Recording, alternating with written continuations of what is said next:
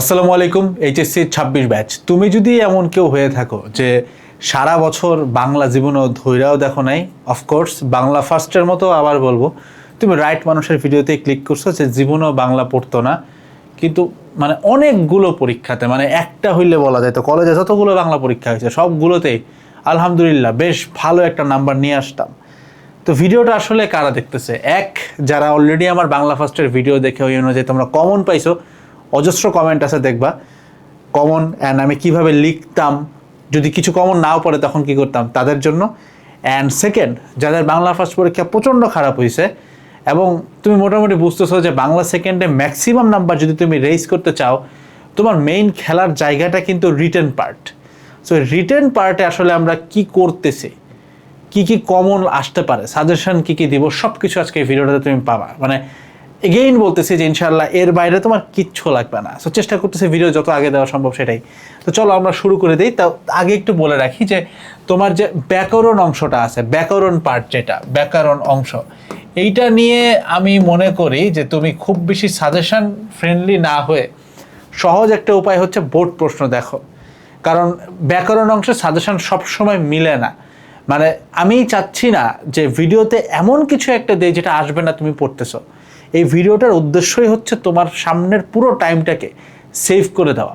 That's আমি ব্যাকরণ অংশ নিয়ে কোনো সাজেশন দিব না। এটার সিম্পল ওয়ে হইতেছে লাস্ট জাস্ট 10 ইয়ার্সের বোর্ড কোশ্চেন তুমি উল্টায় যাও।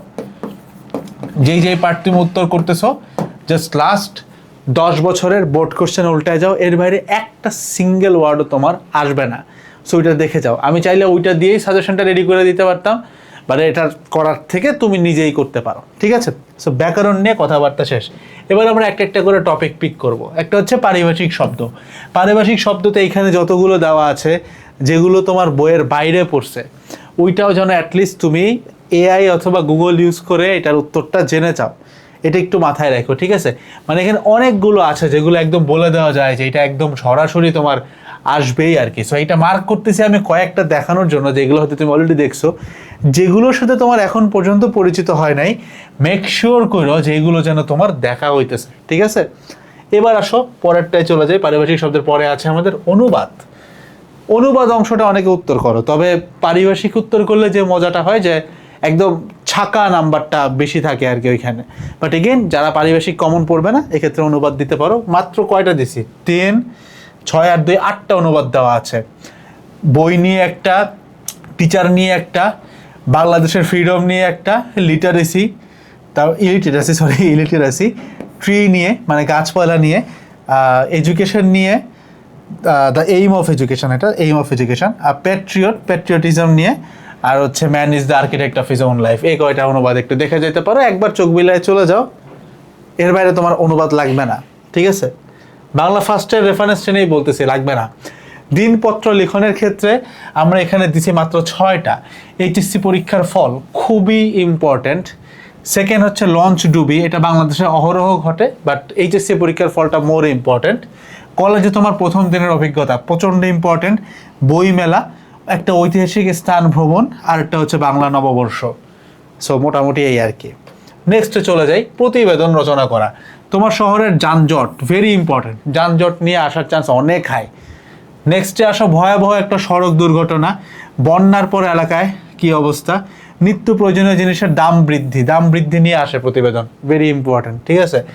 দ্রব্যমূল্যের ঊর্ধ্বগতি, খাদ্যদ্রব্যে ভেজাল, তোমার কলেজ গ্রন্থাগার, 21শে ফেব্রুয়ারি আর হচ্ছে 26শে মার্চ 16 ডিসেম্বর পালন উপলক্ষে কলেজের আয়োজিত অনুষ্ঠান, এটাও ইম্পর্ট্যান্ট আর কি। কলেজের যে কোনো অনুষ্ঠান রিলেটেড যে কোনো কিছু ভেরি ইম্পর্ট্যান্ট পার্ট আর কি।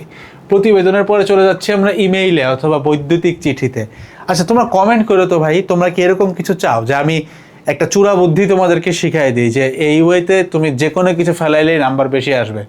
যদি চাও বইলো। এগেইন এই ভিডিওর লাস্ট পার্টে আমি রচনা নিয়ে কিছু তোমাকে ট্যাকটিক্স বলবো, ওই ওয়েতে লিখলে তুমি এমনি নাম্বার পাবা, কমন না পড়লেও নাম্বার পাবা, ঠিক আছে? তো আসো, ইন্টারনেটের সুফল কুফল, বাংলা নববর্ষের শুভেচ্ছা, জরুরি রক্তের প্রয়োজন, কলেজের অনুষ্ঠান, দুর্ঘটনা, আর হচ্ছে জন্মদিনের শুভেচ্ছা। মোটামুটি এখানে সবগুলাই ইম্পর্টেন্ট, ঠিক আছে? নেক্সটে চলে যাই আবেদনপত্র, অ্যাপ্লিকেশন আর কি। সো বাণিজ্যিক প্রতিষ্ঠানে অফিসার পদের জন্য একটা আবেদন, এটার একটা ডিফারেন্ট প্যাটার্ন থাকে, এটা তোমাদের বইতেই আছে, এটা একটু দেখে নিও। প্রাথমিক মাধ্যমিক বিদ্যালয়ে সহকারী শিক্ষক পদে নিয়োগ, মানে নিয়োগের জন্য যে আবেদনগুলো হয় এটা একটু ডিফারেন্ট প্যাটার্নে থাকে, এগুলো কিন্তু এখন ইদানিং অনেক বেশি আসে। সে দুইটা প্যাটার্ন একটু দেখে গেলে হবে, এর বাইরে কিছু লাগবে না, এই দুইটাই জাস্ট একটু দেখে যাও। এর পরেরগুলো মোটামুটি ইউজুয়াল আর কি। তোমার বিদ্যুৎ বিভ্রাট বা লোডশেডিং ভেরি ইম্পর্টেন্ট এখনকার সময়। পাবলিক পরীক্ষায় নকল বন্ধ করা, বুঝতে পারতেছো কি পরিমাণ ইম্পর্টেন্ট এটা, সেটা একটু দেখে যাও। বিনা বেতনে পড়ার অনুমতি, আর একটা হচ্ছে শিক্ষা সফরে যাওয়ার অনুমতি। সো এই যে নকল বন্ধের এইটা খুব ইম্পর্টেন্ট, তুমি বুঝতে পারতেছো এখনকার অবস্থা, ঠিক আছে। সারাংশ, জীবনকে সার্থক ও সুন্দর করিতে চাও, পরীক্ষায় পাশ করিবার, মা জাতিকে শক্তিশালী, মানুষের সুন্দর মুখ দেখে অভ্যাস ভয়ানক জিনিস, কিসে হয় মর্যাদা, স্বাধীন হওয়ার জন্য মানুষের মূল্য কোথায়, মাতৃস্নেহের তুলনা নেই, বৃক্ষের দিকে তাকাও। অনেকে বলেন বৃক্ষেরটা কিন্তু খুবই ইম্পর্ট্যান্ট, বাট এখানে কোনোটাই বাদ দিও না, কারণ আমি অনেক ছোট করে দিছি। একটা জিনিস মাথায় রেখো, অনেকে সারাংশ আর ভাব সম্প্রসারণের মধ্যে একটু প্যারা খাও, কোনটা উত্তর করবা। যারা একদম ছাকা নাম্বার চাও, মানে বেশি নাম্বার চাও, সারাংশ হচ্ছে অফকোর্স। সারাংশ ছোট করে লিখবা এবং খুব সুন্দর যদি শব্দ চয়ন তুমি করতে পারো, এখানে ভালো নাম্বার আসবে। সো এইটা কিন্তু অনেক কম টাইমে অনেক ভালো নাম্বার রেজ করতে তোমাকে হেল্প করে। বাট দেন এগেইন, যাদের ব্যাকরণিক শব্দের উপরে খুব একটা দখল নাই, কিংবা ওই যে লিটারেচার সাংস্কৃতিক শব্দগুলোর উপরে এতটা হাত নাই, সুন্দর করে লিখতে পারো না, তাদের ক্ষেত্রে বেস্ট অপশন হচ্ছে ভাব সম্প্রসারণ। ভাব সম্প্রসারণের ক্ষেত্রে যে স্বাধীনতা অর্জন হচ্ছে, স্বাধীনতা রক্ষা, ক্ষুধার রাজ্য, স্বদেশের উপকারে, দুর্জন বিদ্যান, সুশিক্ষিত লোক, কীর্তিমানের মৃত্যু নেই, অনেক ইম্পর্ট্যান্ট, অন্যায় যে করে আর অন্যায় যে সহে, জীবে প্রেম করে যে জন, প্রাণ থাকলে প্রাণী হয়। নিচেরটা এতটা ইম্পর্ট্যান্ট না, বাট আসতে পারে, দেখে যাও। মাত্র কয়েকটা দেওয়া তো, খুব বেশি কিন্তু আমরা কোনোটাই দেই নাই। সংলাপ বা ডায়ালগ, ইন্টারনেট কম্পিউটার শিক্ষার প্রয়োজনীয়তা, নারী শিক্ষার গুরুত্ব, এটা খুবই ইম্পর্ট্যান্ট, ইংরেজি শিক্ষার প্রয়োজনীয়তা নিয়ে সংলাপ, বৃক্ষের প্রয়োজনীয়তা ইম্পর্ট্যান্ট, মোবাইল ফোন ফেসবুক ব্যবহারের সুফল কুফল ভেরি ইম্পর্ট্যান্ট। সম্প্রতি পড়া একটা বই বাংলা নববর্ষ, বঙ্গবন্ধু 7ই মার্চের ভাষণ, এইটা খুব একটা এখন আর ইম্পর্ট্যান্ট না, এটা হচ্ছে পড়ে যাইতে পারো ইন কেস, বাট আসতেও পারে, দ্যাটস ওয়াই পড়ে যায় আর কি। বিজ্ঞান চর্চার গুরুত্ব এবং সম্পর্ক, ঠিক আছে, এটা রিপিট পড়ে গেছে। ক্ষুদে গল্প, সততার পুরস্কার, স্বনির্ভরতার জন্য চাই ইচ্ছা, সাম্প্রদায়িক সম্প্রতি খুবই ইম্পর্ট্যান্ট, রক্তদানের পূর্ণ শিরোনামে, তোমার শৈশব স্মৃতি, অসময়ের বই, অসময়ের বন্ধু, অসময়ের বন্ধু, এটা অসময়ের বন্ধু খুব ইম্পর্ট্যান্ট এটা, পানি দূষণ, আর একটা হচ্ছে আলোকিত মানুষ শিরোনামে। মোটামুটি দেখে যাও সবগুলাই, ঠিক আছে। আমি জাস্ট রিড অ্যালাউড করে গেলাম, কারণ এর বাইরে কিছু লাগবে না। সে হচ্ছে রচনা। কারণ একটা কথা আসে যে ভাই, রচনা যদি আমার কমন না পড়ে, আবার কম টাইমের মধ্যে নাম্বার বেশি তোলার ওয়ে কি? তো আমি এখানে সবগুলো পড়তেছি না, তুমি মোটামুটি দেখতেই পারতেছো। এখানে কিছু আছে যেটা আসবে, যেমন ধরো এই যে মাদকাসক্তি, কোনোভাবে মিস করোই না, মাদকাসক্তি থেকে একটা তোমার আসবেই। জুলাই অভ্যুত্থান, দেশ গঠনে ছাত্র সমাজ, এগুলা সবগুলো ইম্পর্টেন্ট। নারী শিক্ষা, স্বদেশ প্রেম, এগুলোও আসে, ঠিক আছে। অধ্যবসায়, মানব কল্যাণে বিজ্ঞান, এই যে মানব কল্যাণে বিজ্ঞান আর মাদকাসক্তি, এই দুইটা একটু বেশি করে দেখে যায়, বাট দেন এগেইন বাকিগুলোও দেখবা। এখন ধরো ইন কেস আমার রচনা কমন পড়েই নাই, মানে একটাও কমন পড়ে নাই, এটা হবে না কখনোই, বাট যদি হয়ে যায়, ওই ক্ষেত্রে বাংলা সেকেন্ডে ম্যাক্সিমাম নাম্বার রেজ করার যে কোনো বিষয়, মানে আমি এটা শুধুমাত্র রচনা বলতেছি না, তোমার ধরো ক্ষুদে গল্প থেকে শুরু করে যে কোনো কিছুতে ভাই, যে কোনো জায়গায় তুমি ভালো নাম্বার তুলতে চাও, সহজ একটা উপায় হচ্ছে স্টার্টিংটা ইউনিক রাখতে হয়। এই জায়গাটায় বাংলাদেশের হাজার হাজার পাবলিক ভুল করে। আমি তোমার যে বললাম না যে সারা বছর না পড়ে নাম্বার কেমনে রেজ করছি, স্টার্টিংটা ইউনিক। আমরা মেইন ভুলটা কি করি, ধরো স্টার্টিংটা সবাই পাঞ্জারি গাইড থেকে পড়তেছে, ভাব সম্প্রসারণ সবাই পাঞ্জারি পড়ে গেছে, বা সবাই লেকচার পড়ে গেছে, বা সবাই হয়তো একটা হায়াত মাহমুদের বই পড়ে গেছে। এনিওয়ে, সমস্যাটা যেটা হয়, তুমি যদি সবাই যেটা লেখছে তুমিও যদি ওই একই প্যাচাল দিয়ে শুরু করো, টিচার জীবনে তোমাকে ভালো নাম্বার দিবে না। সো এই ক্ষেত্রে আমি যে কাজটা অ্যাপ্লাই করতাম, এখানে দুইটা কাজ করতে পারো। একটা হচ্ছে আমাদের সময়, তোমরা আসলে এরা পাইছো কিনা আমি জানি না, আমাদের সময় আমরা হচ্ছে উইকিপিডিয়াতে রচনা সার্চ করতাম, উইকিপিডিয়াতে বিভিন্ন জিনিসপত্র সার্চ করতাম। ধরো মাদকাসক্তি নিয়ে উইকিপিডিয়াতে সার্চ করলাম, বাংলায় কিছু একটা লেখা আসছে, প্রথম 2-3 লাইন কিন্তু অনেক ইউনিক থাকবে। ওই ইউনিক লাইন দিয়ে তুমি যদি লেখা শুরু করো, এরপরে ভাই ওই পাঞ্জারি মাইরে দাও, এরপরে লেকচার যা পড়ছো মাইরে দাও।